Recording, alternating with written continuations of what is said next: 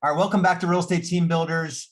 This is going to be a fun conversation. Rod Khleif, you'll get to know him here in a second. I'm going to let him introduce himself, but this is a guy that has succeeded at a very high level, and then I think really failed at a high level, and now you've sort of come back and recreated yourself differently. Philanthropist, entrepreneur, and just what were you saying? Like how many million downloads on your podcast? Like 13 million or something crazy?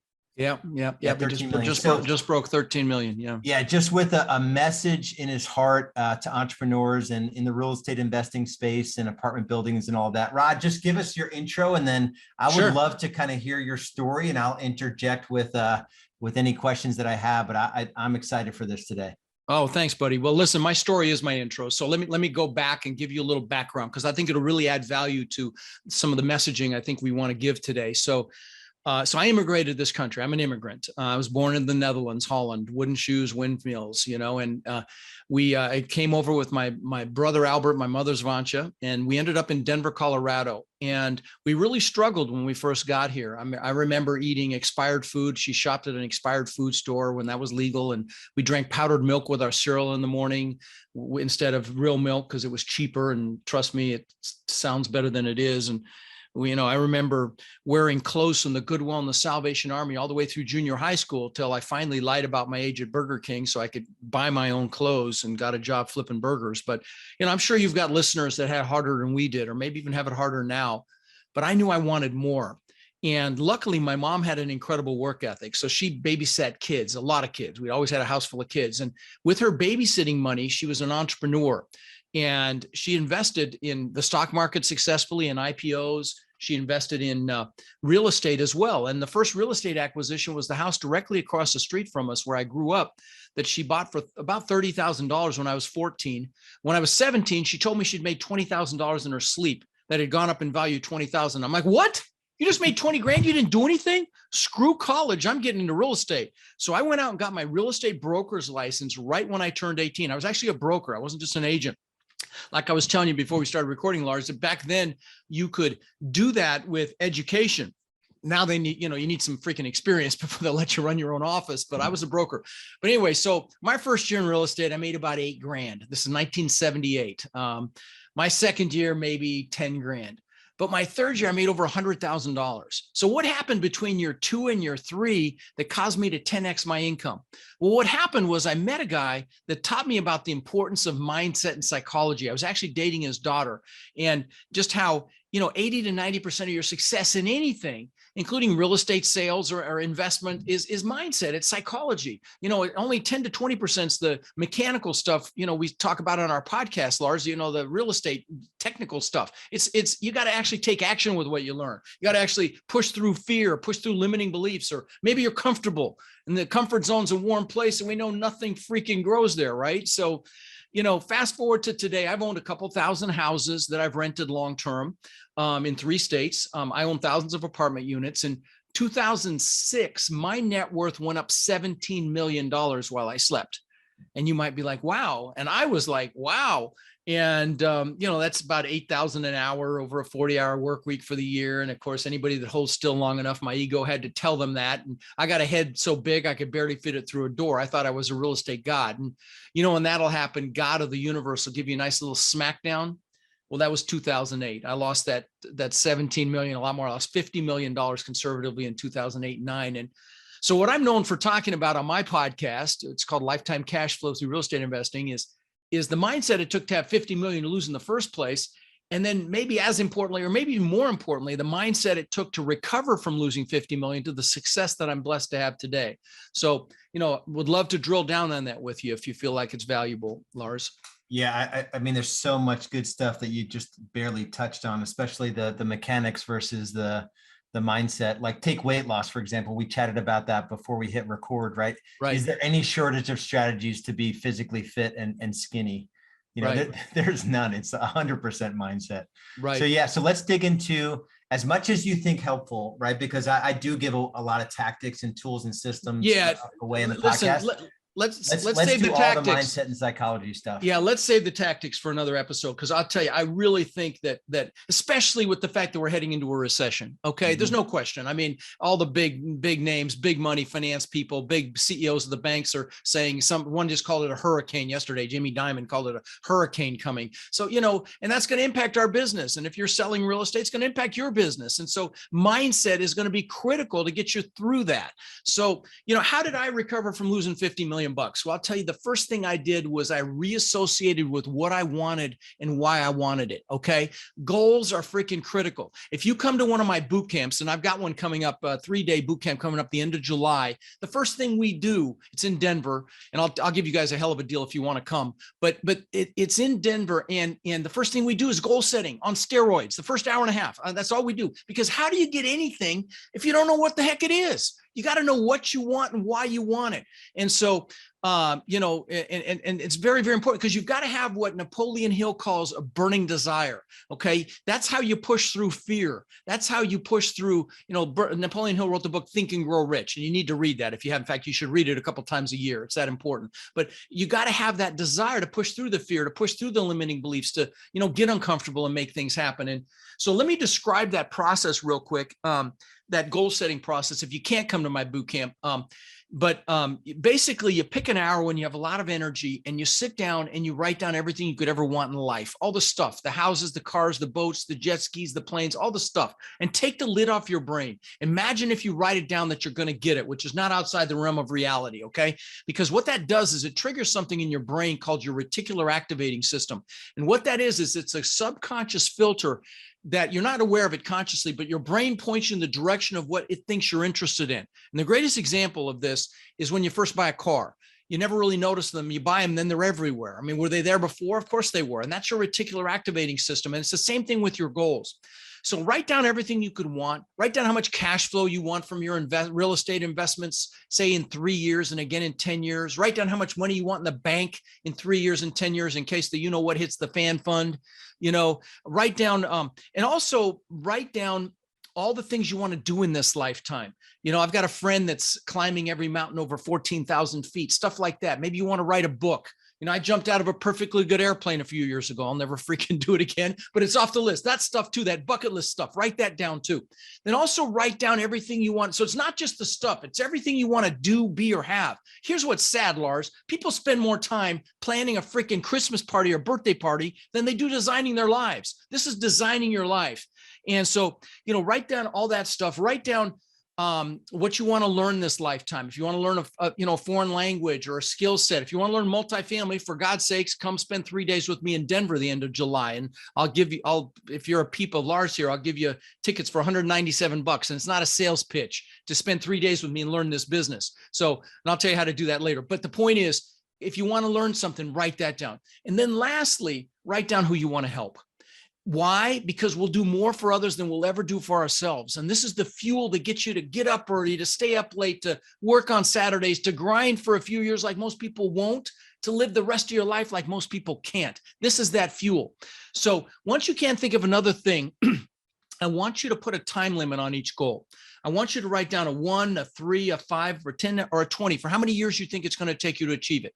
So, and recognizing that as human beings, we'll overestimate what we can do in a year and massively underestimate what we can do in 5, 10, or 20 years. And I'll give you an example of this. I'm going to give you some examples. Please know I'm not bragging. I just want to add value. Okay. Please know that. So, when I was 18, I knew I wanted to live on the beach, and there's no beach in Denver. And so I would visualize the palm trees and the sand and the surf. And 20 years later, I built this $8 million, 10,000 square foot mansion on the beach. On the beach on one side, and I had my boats on the backside. It was a Gulf to Bay, a slice through an island. And that was unthinkable when I was 18. So that the point I'm making here is take the lid off your brain. If you can imagine it, you can have it. You just got to write it down and then take massive freaking action. So, and then once you've got a time limit on each goal, it's a couple more steps. Pick your number one goal. I mean, that goal, when you get it, you're like, oh my God, this is amazing. That goal, you've arrived when you achieve that goal. Put that on a separate sheet of paper.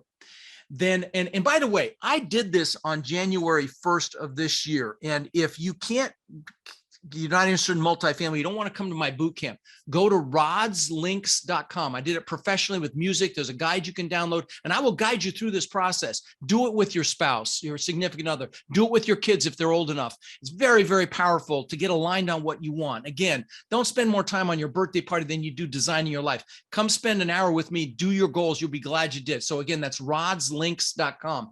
The bottom is where that stuff is. And that, by the way, it's all my social media there. My podcast is there. There's lots of free resources there. So it's an incredible resource if you're interested in multifamily. And frankly, if you're out there selling real estate and you're not buying real estate for your own account, what are you thinking? You're in the catbird seat to get the best deals and build cash flow. You get hit by a truck, you're screwed. You know, if you don't have a retirement plan in most cases with most real estate companies. So start investing in real estate, and there's no greater asset than multifamily by far. And so, you know, if you can spend a few days with me in July, you'll be glad you did. But anyway, so you picked your number one goal, put it on a separate sheet of paper, then pick your top 3 one-year goals, put them on a separate sheet of paper.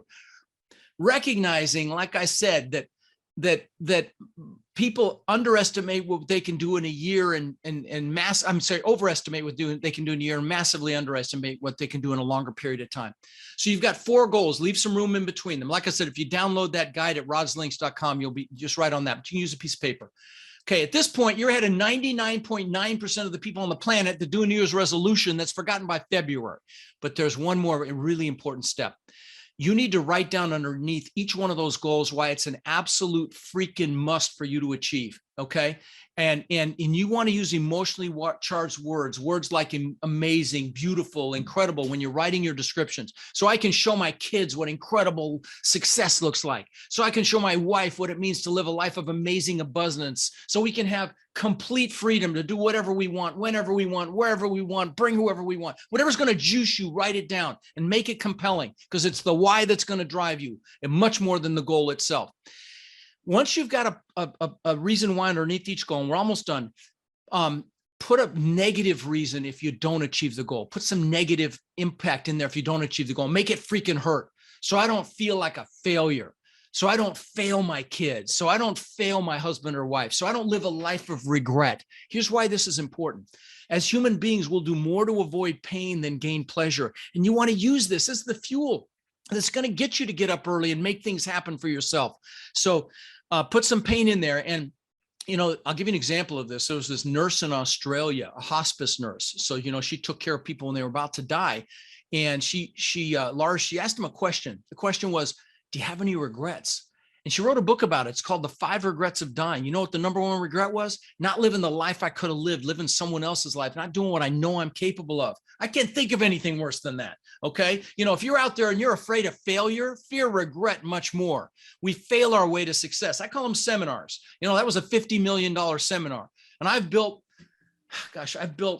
just counted them a couple of years ago, 27 businesses so far, several worth tens of millions of dollars, most spectacular flaming seminars. Okay. But again, we fail our way to success. I got to meet the billionaire owner of Spanx, the woman's undergarments. Her name's Sarah Blakely. She's a beautiful human being. You know, the stuff that holds it together for women.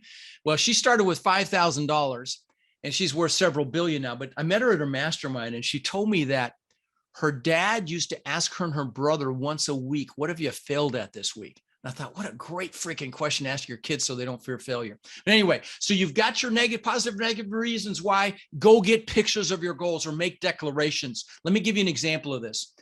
Jim Carrey, the actor, comedian, wrote himself a check for $10 million when he was flat broke. And for those of you millennials, a check is something we used to use to pay for things, Zello or Venmo or whatever. But anyway, so wrote himself a check and he'd go up to sit by the Hollywood sign, flat broke, and he'd look at it and visualize cashing it. And that's how much money he made for Dumb and Dumber. Okay. More recent example, Demi Lovato, the singer. 12 years ago, when she was unknown, posted in social media, one day I'm going to sing the national anthem in the Super Bowl. Not this last one. Go watch the one before who sang it. I'll give you some personal examples for me. When I was 18, I figured I had to have a 4-door car to show people houses, right? So I got this bone freaking ugly piece of crap Ford Granada, bench seat in the front, just a piece of junk. But I figured I had to have that. But then I dated the guy I told you about, taught me about mindset. I was dating his daughter and he had 2 Corvettes and he let me drive one. And I'm like, oh my God, this is freaking amazing. So I got a picture of a Corvette out of a magazine, put it on the visor of my bone ugly Granada. So every time I sat in there, it was right in front of my face. Within a year or two, I had a Corvette. Now I'm going to give you some more examples, a couple quick ones. Just know I'm not bragging. I just want to inspire you. Replace what I'm going to share with you with what you want. So this is back when the TV show Magnum PI was out. Probably before you were born, Lars. But anyway, the actor's name was Tom Selleck, and he was a detective in Hawaii, and he drove this Ferrari 308. And that was the first time I'd seen an exotic car. And I'm like, holy shit, that is incredible. So I got a picture of that actual car. This is before the internet. Got a picture of that actual car out of a magazine, put it on the visor of my Corvette. Within a year or two, I had a Maserati look just like it. Last example. I'm the guy that always wanted a Lamborghini. Okay. I had posters in my bedroom growing up, and my son, when he was 9, had a collection of small model exotic cars, Ferraris and Porsches and McLarens, all that stuff. He had a model of the exact same color and style Lamborghini that I got, which I ultimately wrecked. So get pictures, put them around you. Now, let me ask you this. Do you put this on YouTube? Yep. Okay, let me show you something. This is my planner. It's on today. Now, in the back of this thing, so those of you that can't see this is a paper planner. I'm a dinosaur. He's a paper planner. In the back of this thing, I've got pictures that have been in here 20 years. Okay, they're in plastic. The first pictures are my gratitude pictures. Why? Because everything you bring into your life, you do it with gratitude. Okay, that's how you manifest things. Prayer, manifestation, whatever you call it. So there's a picture of my kids when they were very young. Then I've got pictures of things that I wanted. This top picture looks just like that house I had on the beach. I lost it in all the craziness, but I had 10-foot high glass like that, butt together, travertine floors, just like this before I ever built it. Now, this bottom picture, you can see it. You can see the white walls in there, Lars. See those white walls? That's my backyard and my compound. I have a compound now. I've got 6 buildings, and you see the white walls, the exact same white wall. It's just crazy how this stuff works. But I've got, 6 buildings here. I've got a big main house. I've got a 2-bedroom guest house right on the water, another building with a video studio and an exercise facility. And I've turned a media, like a theater room. And because God's got a sense of humor, I actually see the old house that I lost that I was telling you about across the bay. It's literally right out my backyard. It's freaking hilarious. But then I've got, stupid shit. Like I've got a few $100,000 worth of watches. I got that. That's still a vice. I will say that. But like the Lamborghini, before I ever got it, there's a picture of that, Rolls Royce, Bentley, all these things that I got because I had pictures. So get pictures, put them around you, get vision boards, do it on your screensaver, put them on your wall, because they freaking work. Okay, so I'll drop the mic on that one. I can keep going, but no, come up for air here. It's awesome, and this is one of the things that, and I want to ask you, coming from massive success, at least in your own mind, not realizing that maybe it was a shaky foundation, the 50 million, but talk a little. Well, I was only at a 30% loan to value, so I by all outward appearances, it was not shaky. But I mean, countries went bankrupt. Yeah. But anyway. Yeah. So talk a little bit about your mindset when that sort of went away. I mean, like, sure. Yeah, no, that's good. Because that's coming. There's going to be a lot of that. I mean, I'm seeing deals getting done right now that I'm scratching my head. How the hell, there's no way they're going to get the returns they're promising to their investors. They're not stress testing these deals. Which is why I'm in a lot of cash right now, because with crisis comes opportunity, and there's going to be some incredible opportunity coming. And so which is why, learning this business, if you're interested in multifamily, for God's sakes, come to my boot camp. It'll probably be the last one before the recession really hits. And if you're trying to learn this business while the midst of the recession's happening, it's going to be too late. So if you humor me, I'll answer your question, but let me just plug my boot camp real quick, if I may, just so I don't forget. Of course. So it's 3 days. It's July 29th, 30th, and 31st in Denver. It's not a sales pitch. I talk about my coaching for about 30 minutes on day 2, and that's it. So the rest of the time is full on training, 8 to 10 hours a day. I've got 3 panels each day with probably 2 or 3 billion in assets represented by the panelists to answer questions. But I go through every aspect of the multifamily business. If you have an interest, it's building your team, because it's a team sport. Unlike single family, you do it in a team. Picking a market, evaluating that market, evaluating deals, finding deals, underwriting those deals, doing the due diligence on those deals, financing them, syndicating, joint ventures, property management, you name it, soup to nuts, the entire business. And I make sure and spend time on mindset, okay? Because you got to take action with what you learn. Like I said, the first thing we do is goals because it's so important. And you will come, if you come, you will laugh, you will cry. It's not like your typical real estate event. And if you're a friend of Lars here, if you text my name Rod to 72345. But just remember the code RODFRIEND is one word. The price is going to go up to about $700, but you can come for $197, kind of a no-brainer for 3 days of training and without a sales pitch. And so, you know, So it was 72345. Yep. Text Rod to 72345 and remember the code RODFRIEND. And if you have any trouble, just DM me on any social channel where we monitor all of them very closely. You'll hear back from us within 5 or 10 hours. So there were two things there. So text ROD to 72345, and then on checkout, it's RODFRIEND is the correct. And now I'm glad you said that again because I almost forgot. With that, you also get a couple bonuses. You get my deal evaluator software so you can evaluate multifamily because you don't do it like single family with comps. And you also get my document library I've spent tens of thousands of dollars on the documents in there, which are worth, those two things are worth 10 times the 197. So, and you get those instantly. So it's truly a no-brainer. You know, it'll be a lot of fun. And if you go to rodindenver.com, that's the website. And if you go to the bottom of that, you'll see hundreds of testimonials of people that rave about it. In fact, if you come to the event and you don't love it, I don't mean like it, I mean freaking love it. After it's done, you let me know, I'll give you your money back. No questions asked. It's never happened, but there's a first time for everything. So, and thousands of people have attended, just thousands, not hundreds, thousands. And so, but anyway, I'm real proud of it. And it's the only one I do a year. And because this business is a team sport, you want to get around other people that are doing this. And I want to talk about that in a minute, peers, because it's so critical right now, you know, because if you're listening or watching this show with Lars, you're a leader. And right now, more than ever, the world needs leaders. And right now, more than ever, you need to pay attention to what you're focused on and being around people that want more out of life, not the people that are afraid of success.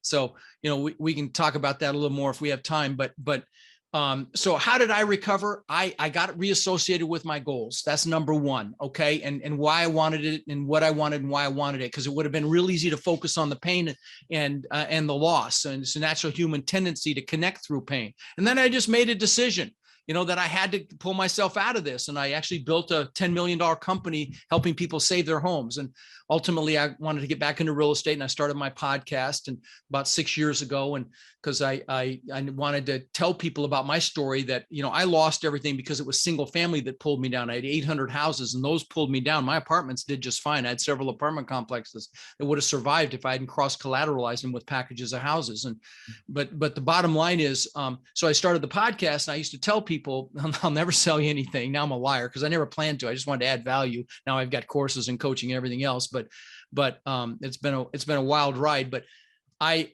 like I said, I made a decision. Latin root for the word decision means to cut off. If you're going to attack the island in battle, you'd burn your ships because you're taking their damn ships home. That's a freaking decision. It's done. And, you know, as you get into this, you know, into this recession, you know, you may have to decide to innovate and pivot and do some different things. That happens as well. And don't be afraid to make that decision. So when you do, you're committed. You're like a train on a track. And if you don't, you know, you can get knocked off track. But, you know, so that's a critical piece. And then, you know, and then if you've got that burning desire and you've got your goals, you'll be able to push through the fear and all that stuff. And then the thing I was talking about earlier, get around people that want more out of life. You know, like my students, I'm real proud of this. They own somewhere between 60 and 70,000 doors. And I've been teaching a little over 4 years, my coaching students, that is. And, you know, and most of those were done between students because it's an incredible peer group. They're called my warriors. So get around people like that want more out of life, that aren't afraid of success, that aren't, you know, jealous of your success or you know, don't have their own limiting beliefs that they bring to the party. And I'm going to tell you, sometimes that's family. And I would tell you, love your family, but choose your peers proactively. Most people will default to people that they hang out with, that they go to school with or went to school with or, you know, work with. And that's a mistake. You need to proactively seek out people that want more out of life. And otherwise, you know, they'll pull you down. Like I said, like I started a mastermind. In fact, we're meeting next week. It's the largest mastermind of its type here in the country for multifamily. It's about 14 billion in assets in it. We're meeting next week in Houston. And I started it because I wanted to be around people that think what I think is hard is easy. Who you show me your two best friends, I'll show you who you are. You're going to be just like them financially, physically, happiness, everything. And I want to be around people that want more. If you're going to play tennis, do you want to play somebody that's better than you or worse than you? Right. I mean, the obvious answer is better than you. And that's why I started that. And there's guys in there with 100,000 doors, and 20,000 units and 10,000, 5,000. So, peer group is critical. In fact, when I was losing everything in 2008 and 2009, I was in Tony Robbins' Platinum Partnership. And it was a lot of money back then. It's even a lot more now, but there were people that were thriving through the crash. So I was in there in 2008 and 2009. In fact, I couldn't even do the last event. It was just I was too shocked. I was too much in shock, but there were guys there that were thriving through it. And they're like, okay, pussy, get up 50 million, schmillion, just get up and get back to work. But that's the kind of people you want to be around, right? That are going to push you and hold you to a higher standard. And that's who you want to align with. But anyway, I keep going. I'm rambling here. No, I'm on page 3 of notes. So when my head is down, I'm taking notes. If you're watching the YouTube, yeah. Well, I think something you just said is like, the peer group is critical, but I've never heard it said this way. Be around people who think what you think is hard is actually easy. Yeah, and they're out that's there like for every aspect of the business. They're out there. Yeah, and just really, really powerful. And it's not like anyone hasn't heard of goal setting, but the way you kind of put it together in a way, there has to be like steroids. Emotional juice, to pull you toward it, but also like something that you don't want to have happen. You got to have that because we all have limiting beliefs. Like when I immigrated this country, I didn't speak English and my mom threw me in school. And so I found out what bullies were. I was 6 years old, got my butt kicked, hadn't learned how to fight back yet. And then my mom, God bless her, proud Dutch woman, that she just thought it'd be a great idea to send me to school in wooden shoes and those leather shorts the Germans wear for Oktoberfest, the lederhosen. So I got another ass kicking. And then, then they chased me home from school and my mom, thinking she'd help me, would chase them off with a fly swatter. Next day, another ass kicking. And so, I came up with this limiting belief that I wasn't good enough. And a lot of people have these. And that's why you need that burning desire to push through that crap. Because there's a reason the acronym for belief systems is BS, because 99% of them are, I'm not good enough. I'm not smart enough. I'm not old enough. I'm not young enough. I don't have enough money. I don't have enough time. It's just BS. Okay. It's just stories you're telling yourself, and you need that burning desire to push through that. That's why the goals are so important. And I spend so much time on that at my event. Creating your identity is another thing we do, and just becoming really clear how balanced you are as well. We do some really cool stuff, but the point is, whether you learn it from me or not, if you're interested in real estate investing, I don't care the asset class, multifamily is the best, but in general, learn it right now, because it is coming. The opportunity is coming, and there's going to be blood running in the streets. And, and if you're not in fear and you're focused on what you want, not what you don't want, like I said, if I hadn't been hiding under a rock, I'd be on the back of my yacht right now, because I would have capitalized in 2008 and 2009, but it took me a while to get my mojo back. But the point is, that's coming, and there will be incredible opportunity if you're ready and knowledgeable and have built relationships and you're ready to rock.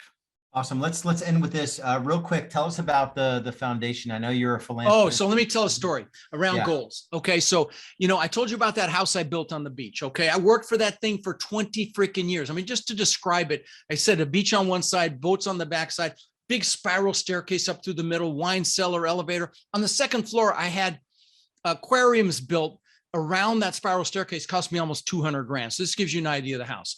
So I'm floating in the pool at night. The pool was in magazines, a giant waterfall from the second floor balcony into the pool. I'm floating in the pool at night. It's changing colors. It's got fiber optic lighting. And I'm looking up at this testament to my ego, which is really what it was. It was to prove the world I was good enough. And I got depressed. I mean, this was 2 months after I moved in. I'd worked for it for 20 years. 2 months after I moved in, I look up at this thing and I get depressed. And I don't mean a little, I mean a lot, bummed.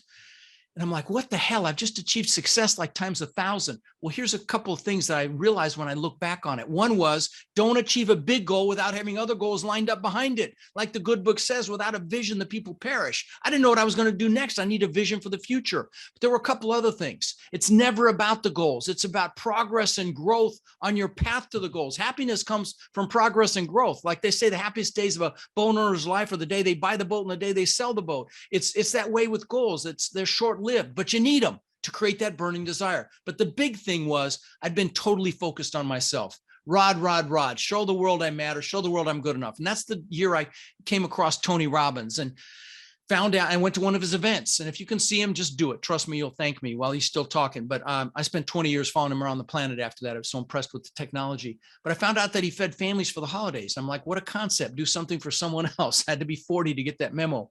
So I went home and I called my brother. I said, let's feed 5 families. I was going to see him in Denver for Thanksgiving. And so he went to his church and found 5 families who really needed help. And the 3rd family changed my life. It was a single mom with 5 kids. We brought her the frozen turkey, the food, toys for the kids. She came out on the porch. She saw the stuff. She started crying. Her kids came out too. The older one started crying. I started crying, and I was hooked. To date, in the last 22 years, we've fed somewhere between 110 and 120,000 kids for the holidays. We've done tens of thousands of backpacks filled with school supplies for local kids. We've done tens of thousands of teddy bears to give to the local police departments for their officers to keep in their cars when they encounter a child that's been traumatized. And I'm not bragging. There's a message in this. We've been taught to achieve to be happy. Like, we can't be happy until we've achieved.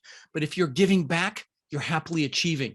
Tony Robbins calls it the science of achievement versus the art of fulfillment. Achievement really is a science. If you want to learn multifamily, come see me. I'll give you the blueprint. You just got to go do it. But fulfillment is an art. You got to find out what juices you. For me, it's kids. It can be the elderly. It can be the environment, animals, whatever it is. Incorporate it into your life right now. Don't say, I'll do it when I have money. Do it now. Why? Because you'll be happily achieving and you'll get to success faster. That's the way God works. The universe, whatever you believe, you get it back 100-fold. So incorporate it right now, even if it's just your time. Man, that's awesome. Really, really good. And I would say, I mean, I just went over to your rodslinks.com. Yeah. Really easy way to just kind of enter into your world, your YouTube channel. All your stuff is there. The last 2, like you said, is the goal setting workshop and worksheet, which is just you walking through everyone, a deeper dive into what we talked about here. So do it with your family, do it with your kids. It's so powerful and so important to see if you're aligned. You and your spouse are aligned, headed the same direction. Do it separately. You can sit together, but then compare notes. It's very, very powerful. Awesome. I just lift you up for this coming event and then just the impact of the work you do to continue to have ripple effects around the globe. Thank you, really brother. awesome. Appreciate you. We'll definitely keep in touch. We'll for sure think if you want to come, you're my guest. If you want to come, brother. So let me say that. Awesome. I wrote it down and circled the dates. So I'll definitely check, and we'll come up with another reason to do another episode here. So yeah, we can go technical next time if you want. Yeah, appreciate you. And you guys take action on everything Rod talked about, and get to his event. With COVID and whatever you think of COVID, we've sort of like brushed off in-person events, and kind of rationalized that it's easier to do things digitally, and that's just not the case. So appreciate you doing that, and we'll talk to you guys soon. Be good, everyone.